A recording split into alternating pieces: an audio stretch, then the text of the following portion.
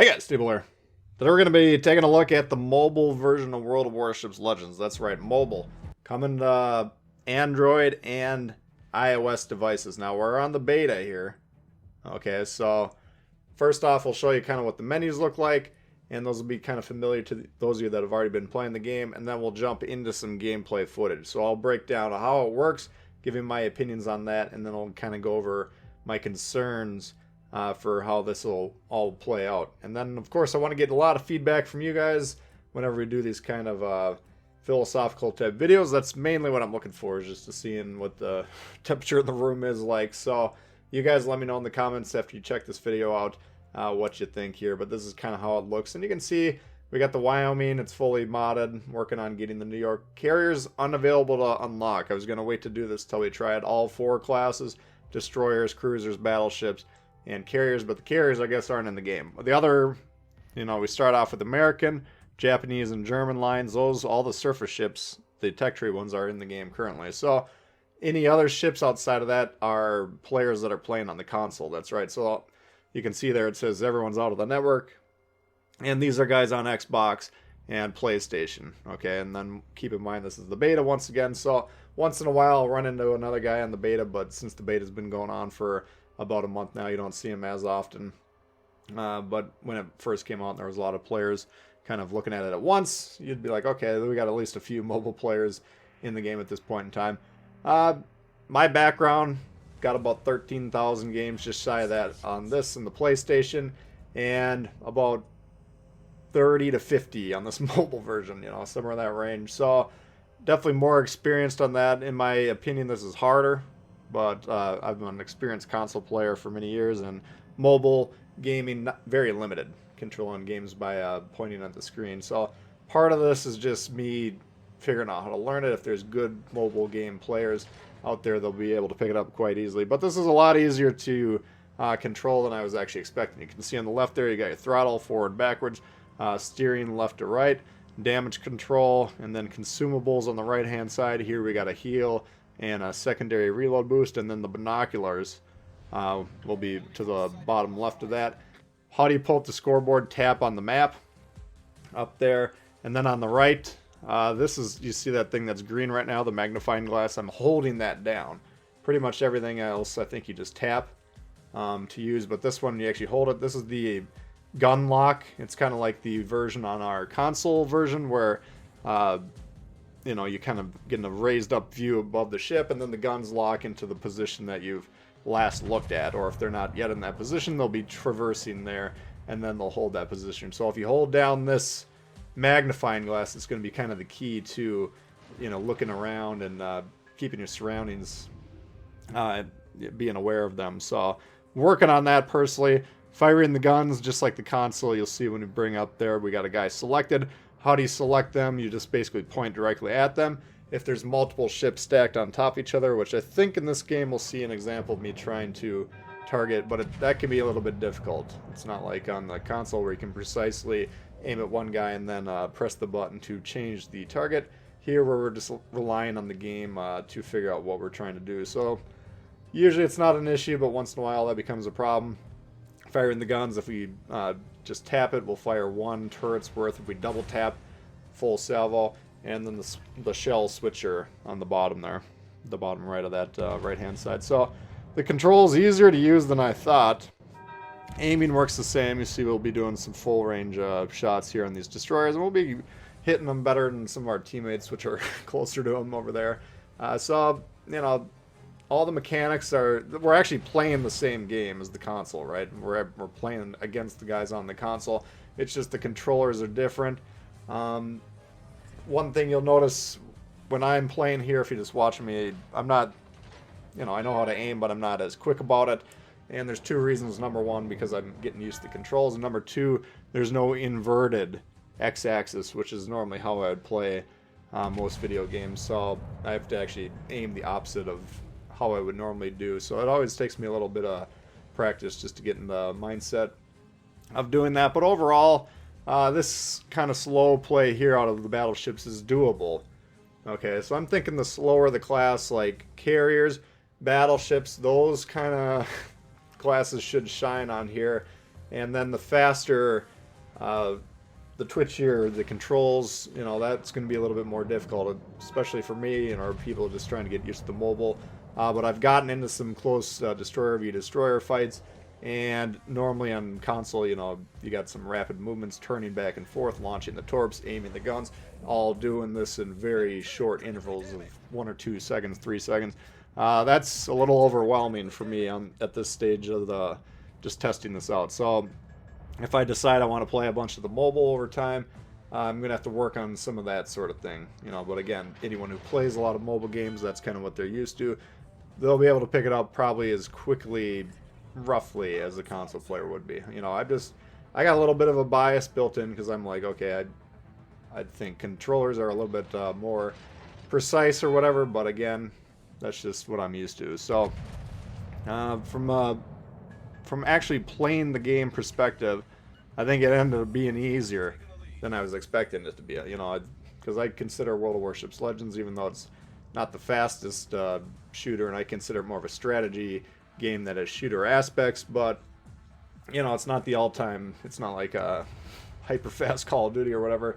It's a little bit slowed down compared to something like that, but still, you got to be fairly precise to do well at a high level. So, you know, it's easier than I thought, but it's definitely, I'm not anywhere near as comfortable playing this game on the iPad as I would be on the PlayStation. Okay, but in my opinion, you know, it's workable. All right, if the people want to put in the time to learn how to play the game, they'll be able to do it from a technical standpoint, no doubt about it. Now, what my concerns are about this version, and you guys let me know if you got other concerns that I'm not thinking about here or not listing, but we know, those of us that have played the console version of the game, it's a complicated game to learn, and if you don't take the time to actually put in that learning, well, you can't be a good player. You know, a lot of people just go out there and try and sink stuff, and that's kind of frustrating for anyone that's playing the game with the intent of winning the game by employing winning strategies, you know, pursuing the caps or whatever the case may be in a given situation. So, you know, kind of, we already have that issue on the console where there's a lot of casual players, and everyone's got the right to play the game however they want to do it, but for those of us that are, once again, trying to win the game, it's going to be a little frustrating. And now we're going to have to find out, how does the typical mobile gaming population compare to the consoles? Okay, so it might be a situation where, like, the PC master race, they've always looked down at us console plebs for decades, you know, thinking of us as the casuals that don't understand anything. And maybe now we're going to be able to project that sort of bias onto our own subclass of gamers, the mobile gamers. Perhaps they'll be proportionally just the same. You know, you got, let's just throw it out there, 40% kind of more quote-unquote serious on console and 60% more casual. Maybe it's the same proportion on the phone/iPad. We'll find out. But my guess would be it's probably going to weigh a little bit even more casual. So how is this going to affect those of us pursuing strategy? Are we going to be forced to abandon solo play, or just forced to abandon pursuing wins, playing strategically? Or is it all just going to be kind of the same, where you got a bunch of scrubs out there anyways, and then you got the same proportion of people that are trying to do their jobs, you know, correctly? We'll find out, but that's one concern I have. Another concern is AFKs, right? That's already a problem that we have now with the consoles. People click ready, and then they don't understand what ready means. They put the thing down, and then they leave the room, and then they come back 10 minutes later, and they're like, oh, the game's already over. Well, I guess I did my part. You know, how is this going to work when people are firing up a quick game on the boss, or, you know, if they're dropping a deuce for a few minutes, then they're like, okay, I'm done with that. Well, the match still going on. I don't have time for it. Time to move on. Or, you know, they fire a salvo, and then their ADD kicks in there, like, let me check my TikTok quick, and then they get going down the TikTok rabbit hole for 20 minutes, and they're like, oh, forgot I was in the middle of that game. Oh, we lost again. Well, no big deal, because I don't really care. You know, how is this going to work? Because it seems to me we always usually have about 1 to 2 AFKs per team now on our consoles, and I'm guessing, once again, that this mobile community may, perhaps, just due to the nature of the beast, be more susceptible to being AFK at any given time. So that's something I'm concerned about. Hopefully that doesn't become a big issue. And, you know, just that could ruin the game. Now, keep in mind there's always the possibility of, you know, the nuclear option, the escape hatch, whatever you want to call it, where you can turn off the cross-play, the cross-network play. Now, let's say I'm playing on PlayStation.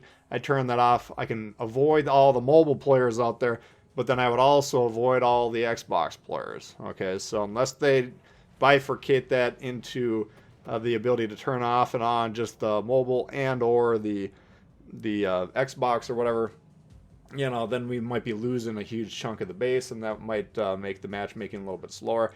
Not a good thing, and we would like to play with all the console players if possible. But if the mobile players run amok, it's always an option to keep in mind here. Well, a lot of this is wait and see, as you can tell. Like, you know, when I'm playing out here on the beta, probably nobody knows that I'm on the mobile because I'm not completely greasy and incompetent. But, you know, I can also tell because I look on the rosters that I'm the only one on a given game on the mobile. So you're not seeing a lot of them out there. The impact won't be known yet until the beta concludes, they crunch the numbers, and then fully implement the program. But from a technical standpoint, like I said, I think the game will be fine. I'm guessing it's probably a little bit harder on average for people to play on a screen as opposed to a controller, but time will tell about that. Once again, that's my bias steeping in there. But AFKs, and then people, you know, not necessarily taking the time to learn the strategy, that could be an issue. And there's also features missing, like the communication. We can't ping people, which some people that play against me might be glad that I can't ping them at a given moment. But for me, not being able to say, yo, dude, there's a destroyer 2 feet behind you, take a look at the map, or at least suggest that, that's a little frustrating.